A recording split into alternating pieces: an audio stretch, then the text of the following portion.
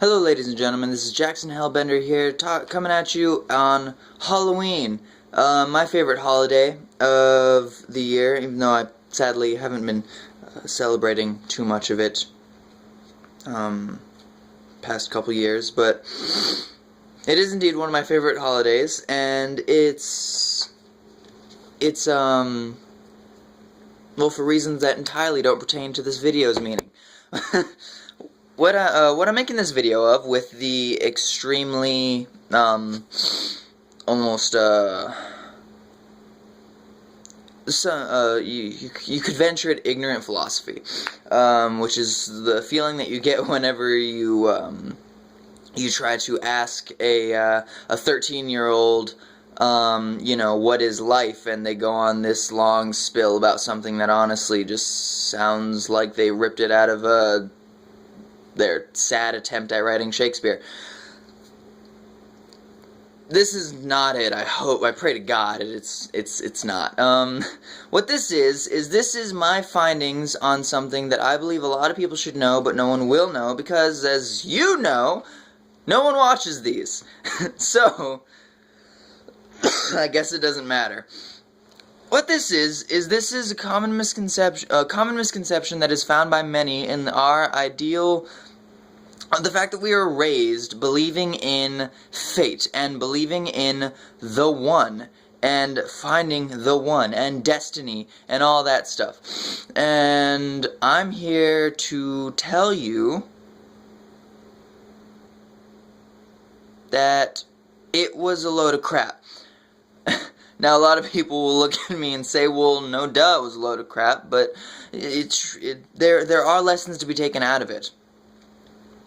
And it's something that I wish someone would have told me a long time ago. So, if someone happens to stumble upon these, and I really hope someone will see the kind of philosophy that I'm trying to get across to some people. What this is let's see. Whenever I was in school, just like everyone else, I was obsessed with hit the prime of freaking puberty, whatever the hell it was, and relationships was the name of the game, and to the point where the rest of school didn't really matter. I mean, I know there's a lot of people that weren't like that, but there was a lot of people that were, and I was one of those people. I was one of those people where I always had to be in a relationship. I always had to be close to someone because I didn't feel stable on my own, for some reason. And because we were raised to think that we're gonna spend our entire life with someone who's perfect for us, and obviously we don't want to wait for that. We were also raised to not want to wait. Everything happens instantly. Movies, we watch entire years go by in the story in the course of 2 hours. And even that's too much for some people. So, we want to find that person right away. I'm here to explain some psychology to you. The perfect relationship, alright? The one. Everyone has someone. Don't believe in it. What if someone dies? What if someone alone dies in a car accident? It happens thousands of times a day. Is their fated other now doomed to roam the earth alone? Or does the wheel spin again and that person now gets another person? Well, in that case, there's no fate. They're not the one, because there's always a possibility of change.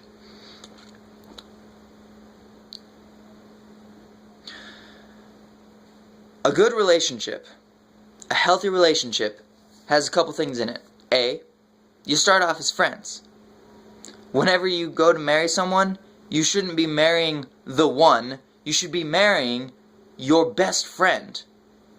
Someone who you can share absolutely everything with, someone that you can be completely yourself with, someone that everything just, it's fine. There's no reason to hide anything, because everything is something interesting to talk about. That being said, there's another thing, there's a couple more things in a relationship, which is shared activity.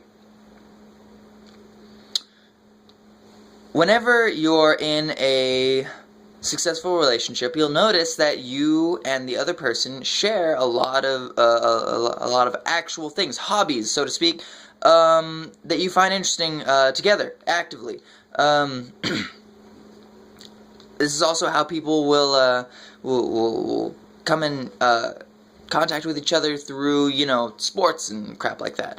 But I believe 4, the rule of 4, magic number 4, is what you need for a solid relationship. What this is 4 hobbies, 4 activities, so basically that both of you actively share and actively want to participate in, at least one of them being something physical.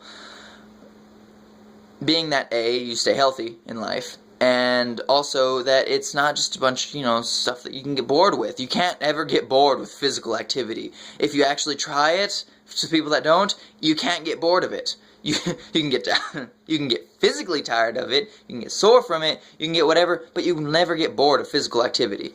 Running, hiking, sports, freaking something outside, working out, doesn't matter, just something physical. And the other 3 things are simply there so that, say if one of them is sports, say if you both really love football, well, what are you going to do in the off season? What if you have something else? Well, what if there's a span of time where those 2 don't align? What if there's something in where there's a good point in time where you guys don't have anything? Or if one of the things falls through because you can't do anything more, you need to have a fallback. You always need to have things to keep each other going so that you do remain friends, very good friends. And friends doesn't mean that you can't have physical relationship with it. It just means that they, at your base core, is someone who you didn't initially view as someone of the opposite sex, or even same. It means that you first saw them and you were thinking, hey, this person's pretty cool, I think I'm going to hang out with them more. And then whenever you get to the point where you truly believe that they are meant for you, you are meant for them, and that you want to spend your life together with them, is whenever you're like, hey, this person is cool, I'm going to hang around with them. How long? Pretty long. I choose my whole life. And you have that entire life to spend.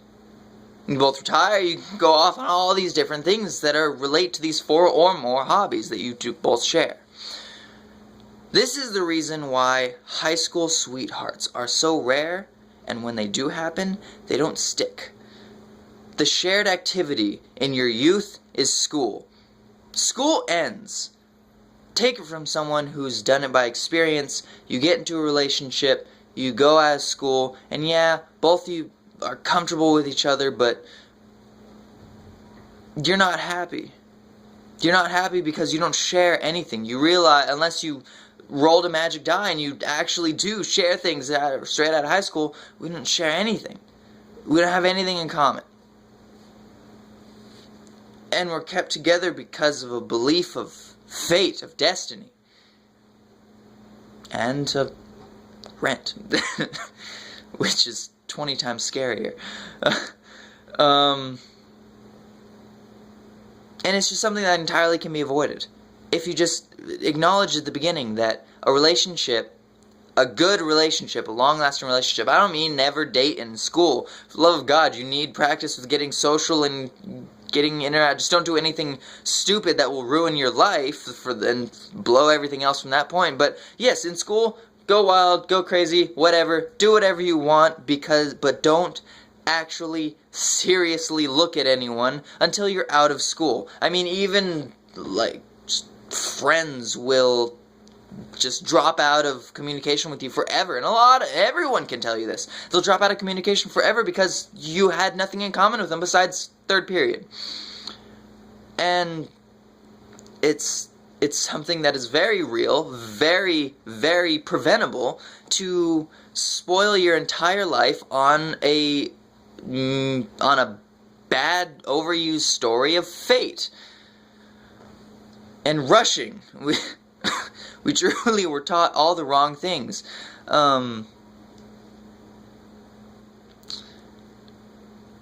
And that, ladies and gentlemen, is what this is about. I'm Jackson Hellbender, sad and confused, and I will see you in the next sad and confused video.